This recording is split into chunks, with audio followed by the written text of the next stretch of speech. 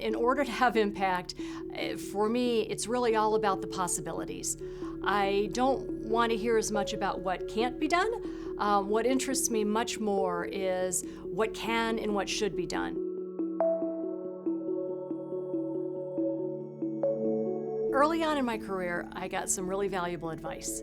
And the advice was to get uncomfortable. And I've tried to take that advice to heart and to use it throughout the course of my career.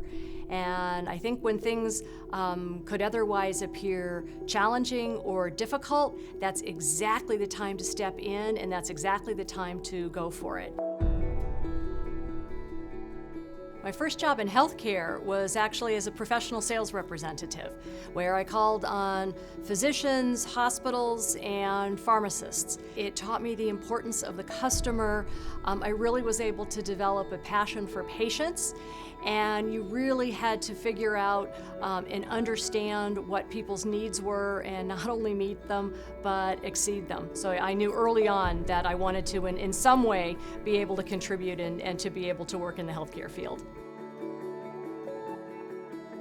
For me, really having an impact and having an impact for patients is what gets me excited and motivated every day. So it really is all about bringing transformational medical innovation and new medicines to patients to really help them lead longer, healthier, and happier lives.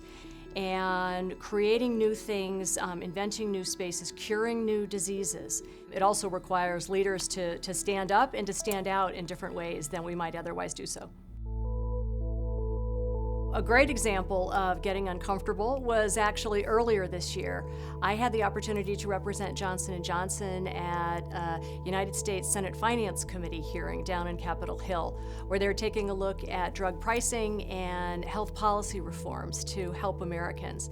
And so I had the opportunity to represent Johnson & Johnson in this important stage in a very high profile and highly televised setting.